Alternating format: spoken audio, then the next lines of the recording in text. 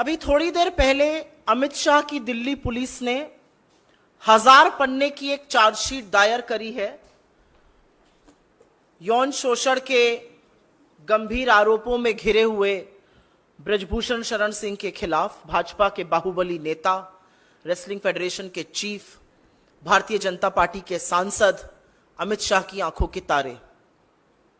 इस 1000 पन्ने की चार्जशीट में करीब 500 पन्ने में दिल्ली पुलिस ने बेशर्मी की हर हद पार करते हुए यह साबित किया है कि कैसे यह पॉक्सो का मामला नहीं है और पॉक्सो के मामले में अपनी एफआईआर का कैंसिलेशन कराया है और क्लीन चिट दी है ब्रजभूषण शरण सिंह को। मैं आपके सामने एक बात रखती हूं और यह फैसला देश की जनता करेगी। एक अवयस्क लड़की इतने बड़े आदमी के खिलाफ पॉक्सो की शिकायत दर्ज करती है, यौन शोषण का आरोप लगाती है और फिर सारा तंत्र, सारी पुलिस, इस देश की सत्ता, इस देश की सरकार, सरकार के मंत्री, सरकार के सांसद मिलकर एक तरफ उस लड़की के खिलाफ खड़े हो जाते हैं और संरक्षण ब्रजभूषण शरण सिंह को दिया जाता है और उस लड़की को गलत साबित करने पर लोग तुल जाते हैं। सारा तंत्र एक तरफ है और उसके बाद उसके पिता के हवाले से वो बयान वापस ले लिया जाता है। यह देश की जनता तय करे कि क्या प्रभाव के तहत यह किया गया, क्या सत्ता का दुरुपयोग किया गया, क्या सारा तंत्र एक आदमी को बचा रहा था। क्योंकि अब एक बात साफ है, भारतीय जनता पार्टी का जो नारा है बेटी बचाओ बेटी पढ़ाओ, वो है बेटी डराओ और ब्रजभूषण बचाओ। पूरी तरह से यह बात साफ तौर से अंकित हो चुकी है। मैं आपसे पूछना चाहती हूं, पॉक्सो का जब गंभीर आरोप किसी के खिलाफ लगता है तो तुरंत कार्रवाई की मांग होती है और वो कार्रवाई होती है तुरंत हिरासत में लिया जाए। 45 दिन तक ब्रजभूषण शरण सिंह से पूछताछ तक नहीं करती Delhi police. Delhi police FIR तब दर्ज करती है जब सुप्रीम कोर्ट हस्तक्षेप करता है।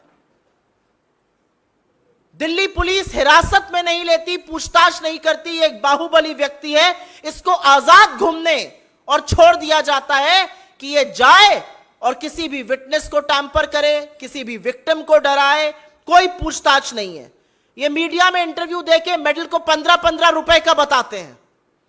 ये मीडिया में इंटरव्यू देके गुड टच और बैड टच की बातें करते हैं।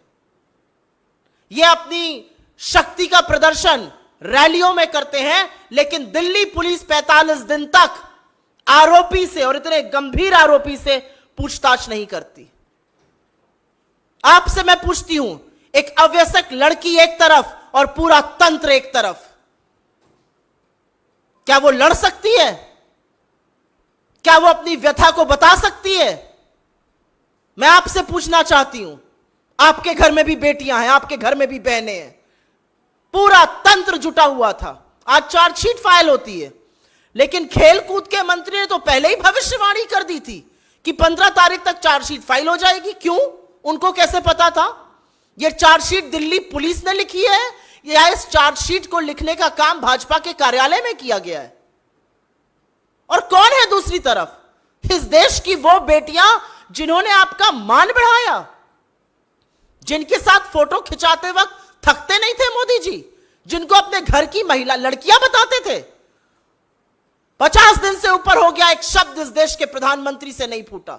यह अलग बात है कि उन बेटियों का अपमान, उन बेटियों के चरित्र पर सवाल उठाने का काम भाजपा के लोगों ने, इनके इकोसिस्टम ने किया और मोदी जी चुप रहे और मोदी जी संरक्षण देते रहे। लेकिन यह पहली बार नहीं हुआ है और यह अंतिम बार भी नहीं होगा। भारतीय जनता पार्टी हर बार संरक्षण आरोपी को, बलात्कारी को, जो यौन शोषण करता है उसी को देती है।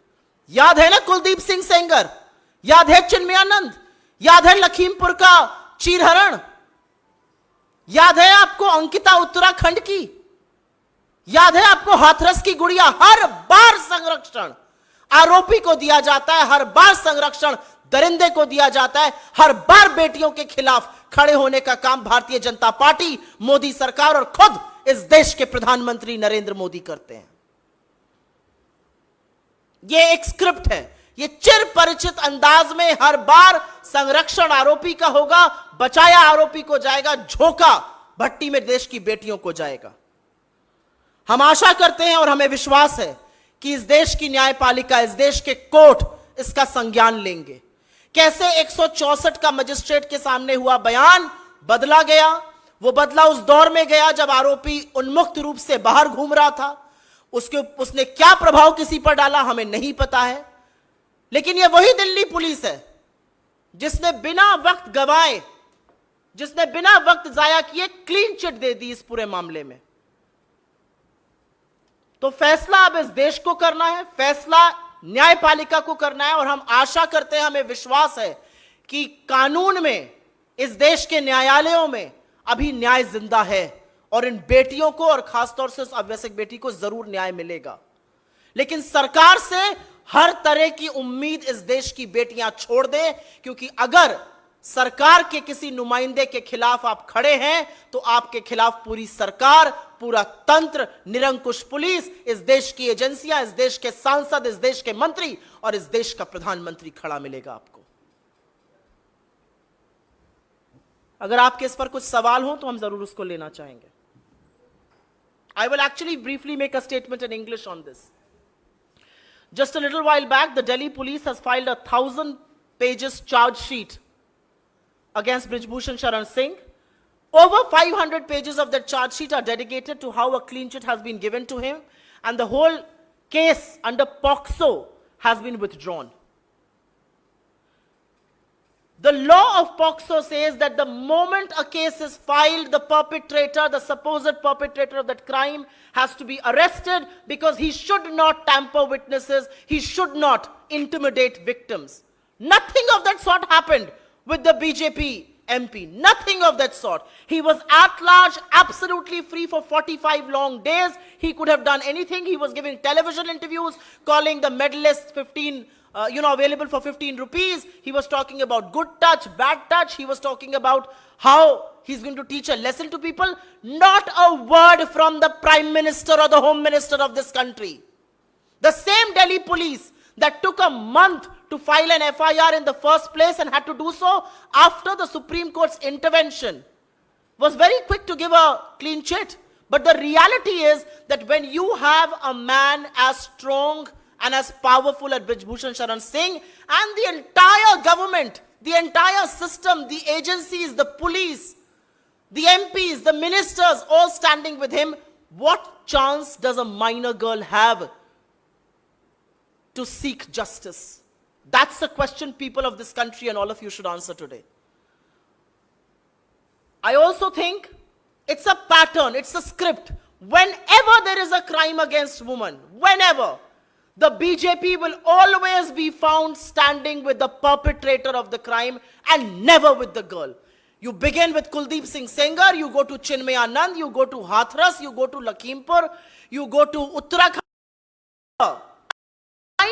Woman is, she's herself because the government, Modi, is going to solidly stand perpetrator of that crime, and this is no exception either. But we do hope that the courts in this country are going to take cognizance of this matter. The courts of this country will take cognizance of the matter that for 45 long days, the MP was not questioned once. The courts will take cognizance of the fact that the magistrate statement changed twice. Under what circumstances, the courts will look into this. The courts will take cognizance of the fact that India's most decorated athletes were brutally beaten up by the same Delhi police, intimidated, dragged on the streets of Delhi, and the government kept absolutely quiet. That's the reality of this case. The Delhi police, along with its Master-in-Chief Amit Shah, stand exposed. But today I hate to say that the man who stands exposed completely before this country is India's elected Prime Minister, Narendra Modi, for his complicity, for his silence, and for the patronage he offers to perpetrators of crime. इस पर अगर आपके कुछ सवाल हो तो उसको हम लेंगे। जी।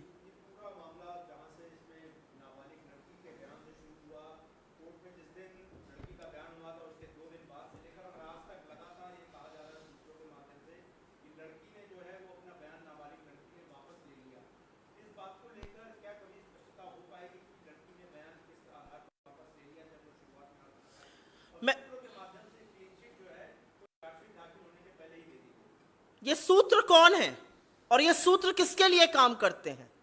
ये सूत्र भारतीय जनता पार्टी के कार्यालय में बैठे हुए लोग हैं, पीएमओ में कार्यरत लोग हैं। ये सूत्र कौन है मैं जानना चाहती हूं।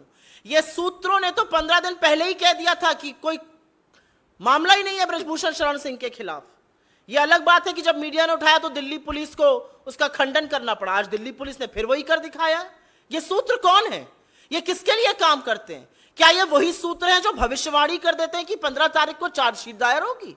दिल्ली पुलिस इस देश के खेलकूद मंत्री को रिपोर्ट करती है क्या? कैसे पता था उन्हें? कहां से उनके पास डेट आई थी? दिल्ली पुलिस एक स्वतंत्र कानून व्यवस्था बनाने वाली पुलिस है या अनुराग ठाकुर के ऑफिस में बैठकर एफआईआर लिखने वाली या चार्जशीट लिखने वाली पुलिस है? कौन है यह सूत्र? और आप गलत हैं, मैं आपकी इस बात का खंडन करती हूं। यह मामला बेटी के बयान से नहीं, यह मामला 17 अगस्त 2021 से शुरू हुआ था, जब विनेश फोगाट ने इस देश के प्रधानमंत्री को यौन शोषण के मामलों के बारे में अवगत कराया था और प्रधानमंत्री ने कहा था आपकी बात सुनी जाएगी, कार्यवाही होगी और आपके पास खेलकूद मंत्रालय से फोन आएगा। वो आज भी उस फोन का इंतजार कर रही है। 17 अगस्त 2021 को इस देश के प्रधानमंत्री को पॉक्सो की शिकायत, यौन शोषण के मामले के बारे में पता था। प्रधानमंत्री क्यों चुप रहे? क्यों दिल्ली पुलिस प्रधानमंत्री से पूछताछ करने नहीं गई जब पॉक्सो का मामला दायर हुआ? क्योंकि पॉक्सो का कानून यह कहता है और साफ तौर से यह कहता है कि अगर आपको पॉक्सो के मामले में कुछ पता चला है तो आपके साथ भी उतनी ही छानबीन होगी जितनी परपेट्रेटर ऑफ क्राइम, जितनी आरोपी के खिलाफ।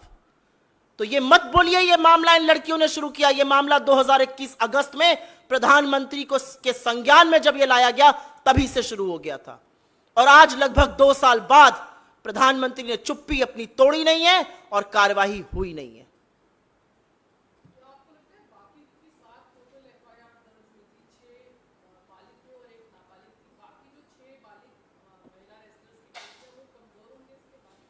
मुझे नहीं लगता केस कमजोर होगा। मुझे इस देश की न्यायपालिका पर भरोसा है, मुझे इस देश की कानून पर भरोसा है और मुझे लगता है कि इस देश की जनता ने एक तौर से तय कर लिया है कि न्याय ना होने का परिणाम यह है कि देश की सबसे डेकोरेटेड, सबसे ख्याति प्राप्त, सबसे बहादुर, सबसे बड़ी हौसले वाली लड़कियों को सड़कों पे घसीटा जा रहा था और एक सम्राट अपना राज्याभिषेक करा रहा था। मुझे लगता है जो दिल्ली पुलिस कर रही है और जो बर्बरता दिल्ली पुलिस ने करी है, जो निरंकुशता सरकार ने दिखाई है, जो नैतिक दिवालियापन सरकार का है, वो एक्चुअली इस मामले को और पुरजोर करता है। वो दिखाता है कि अब कानून ही, अब न्यायपालिका ही इस देश को बचाएगी, क्योंकि सरकार तो आरोपी को बचाने में बिल्कुल मशगूल है, बिल्कुल मस्त है। तो मुझे नहीं लगता उनका केस कमजोर होता है। मुझे लगता है सरकार की निरंकुशता को देखते हुए उनका केस और मजबूत होता है। और सवाल यह उठता है कि 2 साल तक प्रधानमंत्री इस पूरे मामले पर चुप क्यों रहे।